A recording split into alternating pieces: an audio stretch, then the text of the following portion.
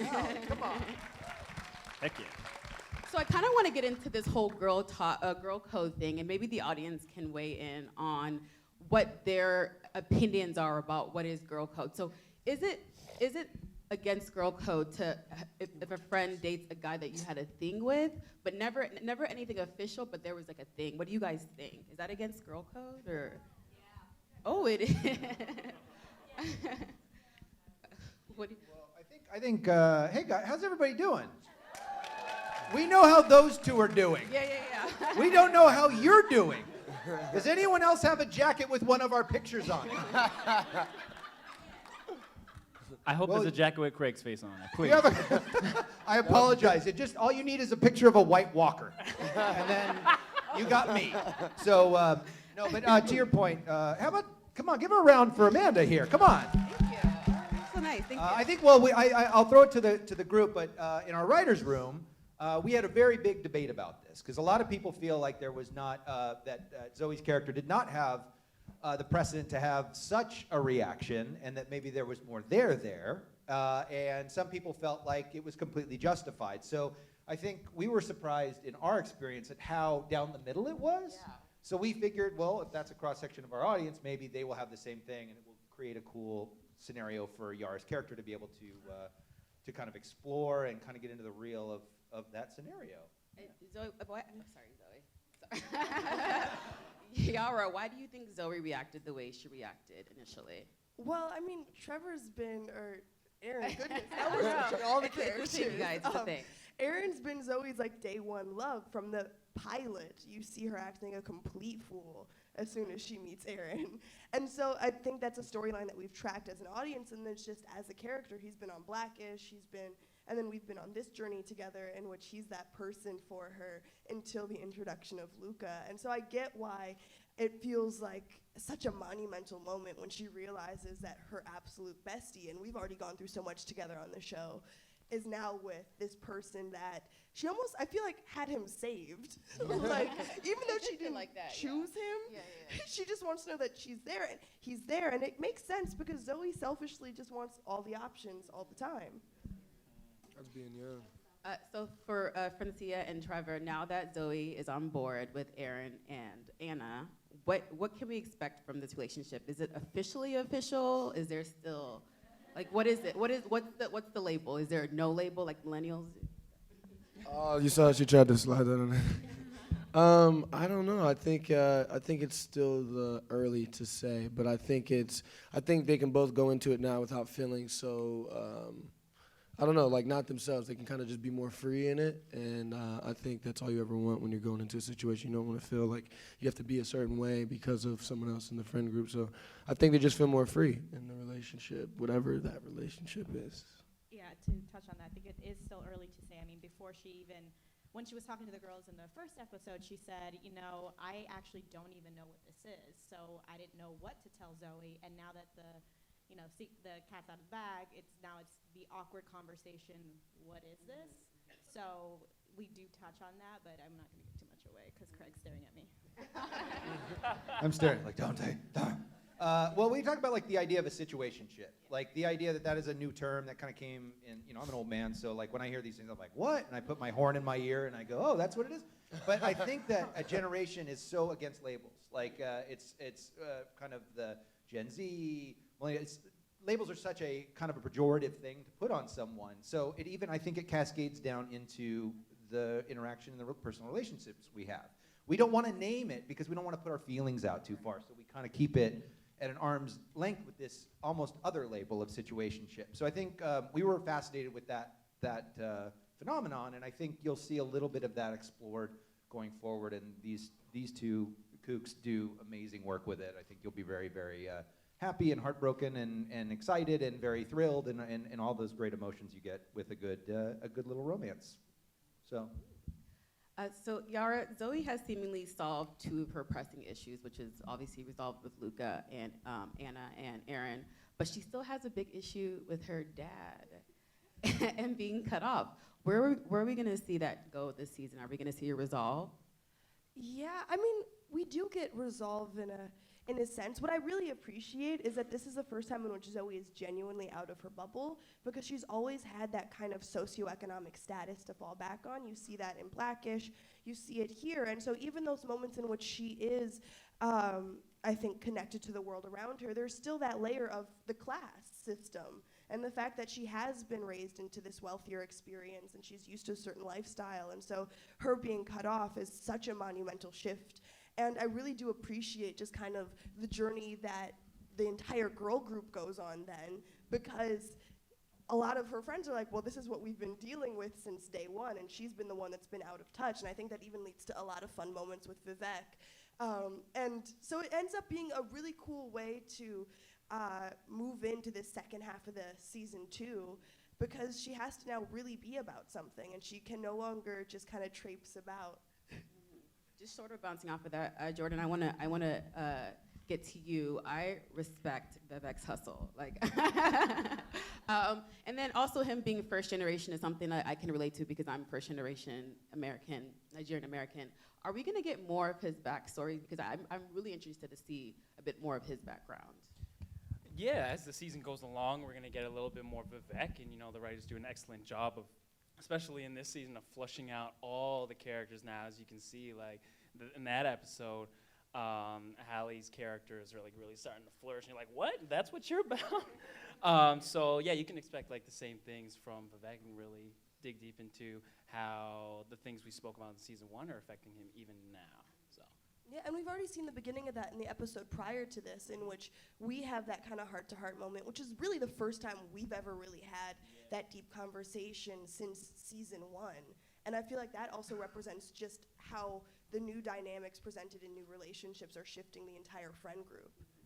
I think one of the other things is that when we did our first season, we did 13 episodes. So you're spreading the narrative over 13 episodes. We did 21 for the season 2. So we got a little bit more real estate to be able to step certain things out, slow play some of the relationships, some of the stuff that you guys will eventually see. So I think you'll be happy with getting into that because we're like Jordan had referred to. It's like I think we have a little bit more time to be able to do it. Whereas in the first season, we were kind of in a rush. I mean, her relationship with Cash Mooney went for 3 episodes. It was like beginning, middle, end. It was like, wait, what? It was crazy. We didn't get to slow play it. Whereas now you're seeing her with Luca going through what a college relationship, the ups and downs, and the little mini fights and the big fights and all this stuff that you have. And you're seeing it also with Chloe and Diggy Simmons' relationship in this episode, the ups and downs and the little mini power plays we have with the people that we love, all the games we love to play. So we'll see a little bit more of that, and I think we'll have a little bit more get into everybody's life a little bit better. So speaking of Luca, I love how patient and forgiving he is with Zoey. Huh? Does Zoey see him sort of as like endgame or? I have to disagree. She kind of gives him some though, and he's like. I think we're mistaking his nonchalance for patience. True. That could be it, honestly. He just takes a long time to process things. Although I do appreciate how much we differ. And I think what's hard is we're asking questions about how the season plays out. We cannot give that away. I know, but I have to ask. Yeah. But to, I guess, tease into it, I love, to your point, just that we get to experience all of the ups and downs, and we get to experience the moments in which at first it seems like we're really similar, but that's because we came into this relationship as 2 fashion majors of the same kind of upper echelon, with the same type of goals. And as we've seen, Zoe's now switched her major, trying to figure out what she's doing. So she's realizing, and I think he's realizing, that they're not as similar, and so I think they end up having to figure out like what's actually tying them together, because it's no longer these surface level similarities. Good point. And I want to ask, I know you guys can't give us love, but I want to ask about guest stars. Because we saw Marcus in this Who's episode. the best, right? Yes. How about Marcus, right? Yeah. We heard you guys react. We had Marcus. That was exactly what we wanted. We wanted you to see, like, when that comes in. And then it was already announced that Jordan Woods is going to be Jordan in Woods the season. will be appearing. Can you tell us anything? Kate Manick, who is from the L Word and a really, really wonderful actor, Ray Donovan.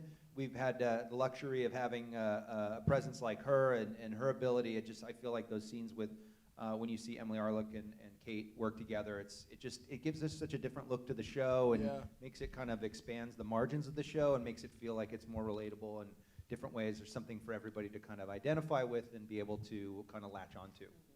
Is there any more guest stars you guys? DC Youngfly. Oh yeah. DC Youngfly? He is the best to work with. Just laughing the entire time on set. It doesn't feel like work. Well, it never feels like work working with these guys, but he's definitely was a good addition, I feel like, for sure. Can we get a tease of Jordan and DC since they've already been announced? Can we get a tease of who their characters are?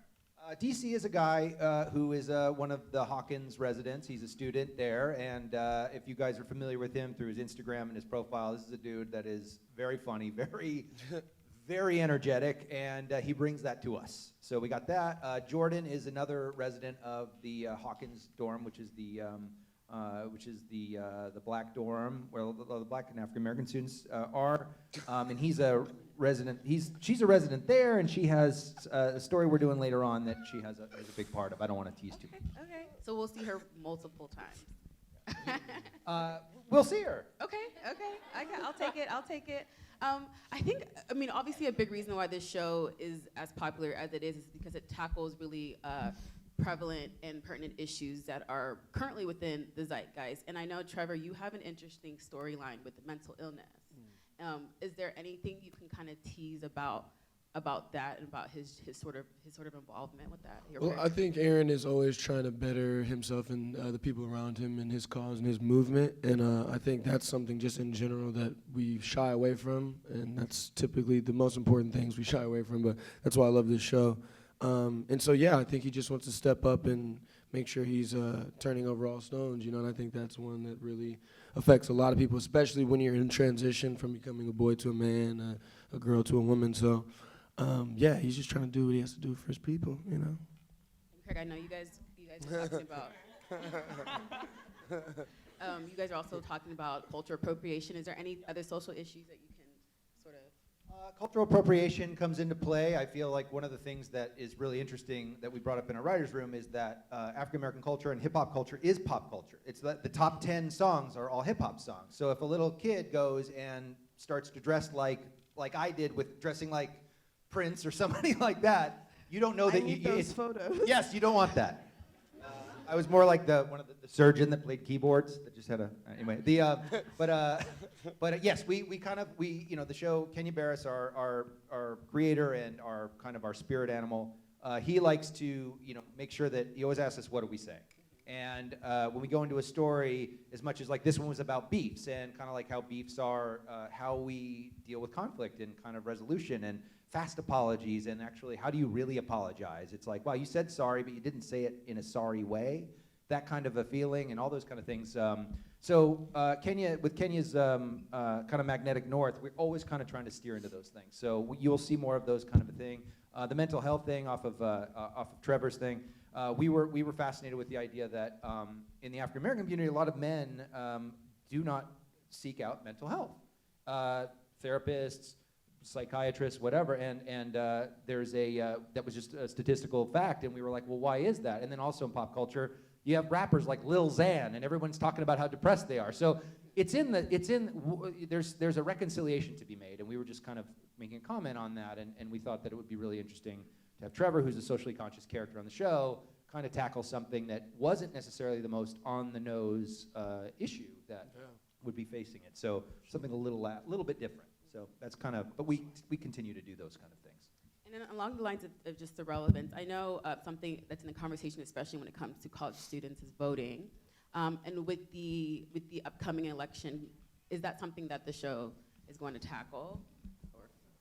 Well, we here's the thing with the show that to your point, and this is a delicate balance. I think to let you guys under inside the tent is a little bit of the thing is when you try to do a socially conscious show, it's really hard not to make it a PSA, right? You don't want it to sound like an after-school special, like don't do drugs, don't do this. So when it's in the forefront, it tends to be something that you guys are a savvy TV audience. You're going to smell it out and go, that isn't authentic, right? So we plan to talk about it. We're going to be doing some stuff with it, but we're going to kind of try to do it hopefully in a way that feels a little more organic and feels authentic. But that said, of course, voting is so important, and we're in a crossroads right now, and it's a big part on campus and a big story on campus. campuses across the United States. So we definitely get into it, but maybe not in the way you might think. I do want to say, sorry, just to tack on that, one thing I do love about the show is every subject that we talk about, we never try and sway from one side to the other. We just kind of give you an even playing field and allow the audience to kind of, pick their idea of what is right. And that's what I love about it. Like you said, it's not like preachy. It's not PSA. It's just kind of like, hey, this is what we feel like the truth is, and what do you guys kind of have to say about it? So I love the show for that reason. Well, it's because there's a whole group of friends, and a whole group of friends, you're going to have all the different ideas. So, you might be able to relate to one of them, but you won't be able to relate to all the other ideas. So, maybe we'll talk about it, but it'll be brought up in so many different kinds of views that you could, take the view of one of them, not all of them. Which is why I do the voting work as Yara. Definitely It's very important. follow her lead with voting. If people who are not registered, young people who are just turning 18, the initiatives Yara has been spearheading with this are next to none, and you guys please share that information willingly. We need to make sure that we are heard and represented in the right way. I agree. Yeah, go ahead. I agree. Very good point. Thanks, Very my good. friend, two friends in the second row. So now that the I guess 8 now, because Diggy's character is a series regular now. Now that they're in their sophomore year, they've kind of settled. They formed their friend group. What are we going to see them getting into? And I just particularly am wondering how, if and this is just an idea. I don't know if you guys are working on this. Pitching me right now. But when I think of, obviously, especially being amongst a predominantly white college, being Black students, I think about Greek life and tackling that. So is that something that you guys are going to talk about? And also, who's the most likely person to join Greek life out of everybody? I will throw that. I will Yeah, say that Kenya was always, when we first started the first season talking about the show, we felt like Greek life was something you see a lot on TV. There was a show called Greek. I think they're here at ATX Oh, I doing a love thing. that show. They're, It was a great show. Jordan's Love a huge Greek. fan. But It Blue was a Mountain Black State, Greek we've show. seen those kind of things. We've seen those kind of stories, and he was more concerned with trying to show the other side of it, the kids that didn't join frats. But Greek life is so huge. So we don't really kind of go in it straight on, but we definitely, it's in the margins, I would say. But I would love to hear what everyone else thinks. Who do you guys think is the most likely out of your group to join a Greek? Well, Vivek didn't join, but he was hanging on out. The couches. He slept on the You're couches. welcome. I don't know if he was actually, allowed to be in the frat, or whether I'd like to think that he applied and they said no. But I think that he would, he likes to experiment and try different communities. So I think that he would love to be in a frat. But so there was slight mention of it, especially with Balti's crew in the first season. He did hang out with them a lot. So there was a slight touch of it. I'm going to throw it to the audience in a second, but I want to ask, obviously the show is coming back for a 3rd season. Congrats on that. Thank you. Do you guys have an idea of where you want the show to go in terms of, do you feel it could go beyond, sort of like a different world? Now, can you see it going beyond the college years? Because it's grown-ish, so that can encompass. PhD-ish? PhD. Grown-ish could be anything. Does Zoey get there? That would be following Anna for sure. Well, I feel like part of paying homage, and correct me if I'm wrong, is not trying to replicate.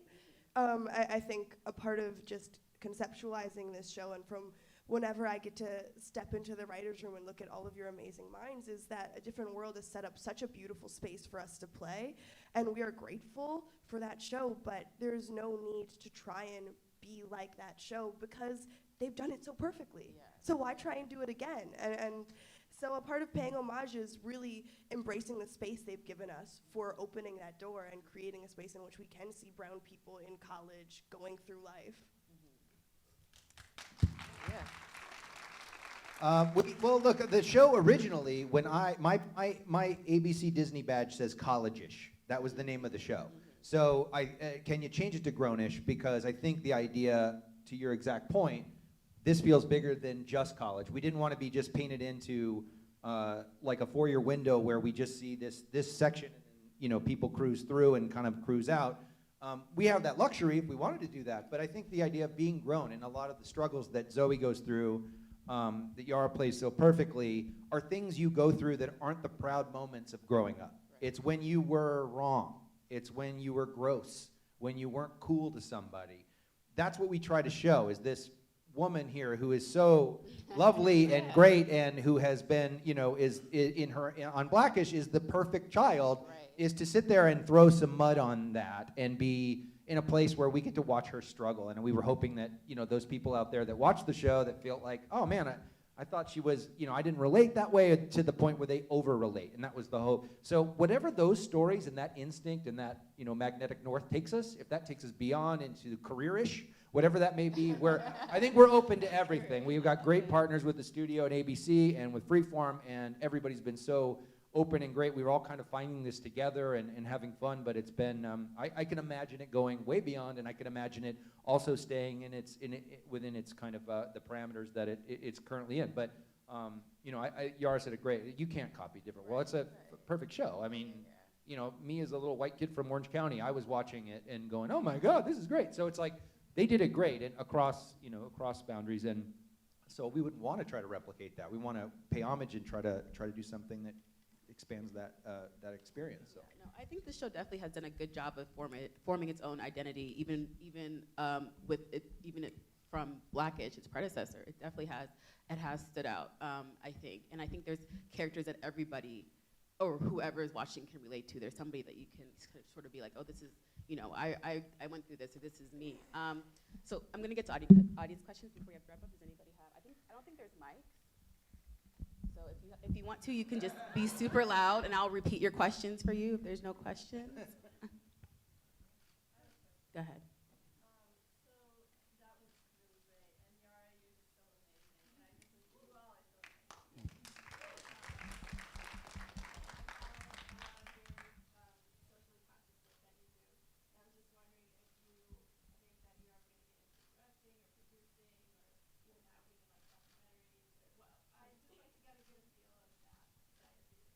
Yeah, well, I'm really excited because my family and I have our production company, and we'll be excited to announce that soon, but we're working on 2 adaptations as we speak, and so producing is something that I've always been really interested in. And I directed my first short, which premiered at TIFF this last year, and you can find that on YouTube. But I think what I love the most is that every single person on the stage is multivariate. You're a producer. You want to talk about this project happening right now? Yes, that's produces something I've been wanting to get into myself. I've been in this industry for about 14 years now, and last year I came across a story about a case that happened in 1947. California was actually the first state to desegregate schools 7 years prior to Brown versus Board of Education, thanks to a Mexican-American family. I play Cuban, but I am Mexican and Honduran, and especially right now, I feel like it's a story that my family, and I say my family because we all call each other mi gente, familia, that needs to know about, because we also are a part of American history. So I'm currently working with the family right now on that story. So look out for it soon, hopefully.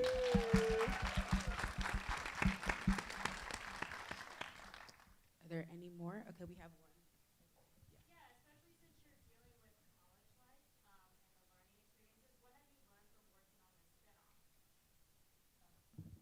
I've learned what the kids do these days, because I did not know what a finsta was.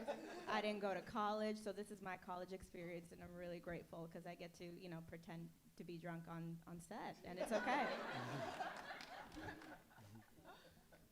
anybody else have anything to add? I feel it's pretty representative of what college is like. I was in college for 6 years, and whew. Professional student? Sorry? Professional student?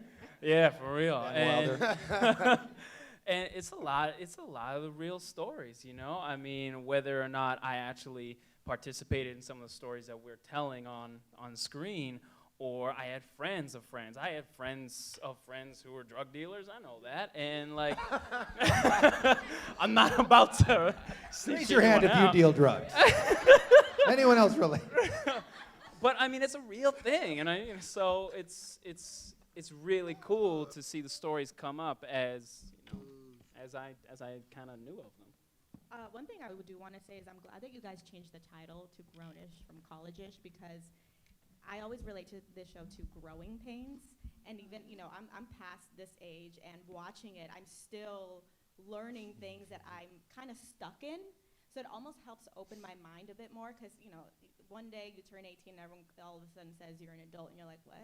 I had to ask my mom permission for everything yesterday, and then I'm filling out W-2s, and I'm getting taxed. I'm like, what is happening right now? And I always said, I'm like, yeah, I'm grown-ish, kind of. I mean, I still look 16, but it's just the growing pains that we all go through, and I just appreciate it so much, because we have those aha moments, and those moments where we're like, oh, we're not crazy, and this is normal, or we have those moments like, I'm 30 years old, and I'm still thinking that way. Maybe I should check myself and get into therapy or something, So I appreciate that you guys did that, because I think that's why it makes it so relatable. Well, the word grown is subjective to every single person. So grown-ish is inclusive to everyone, I think.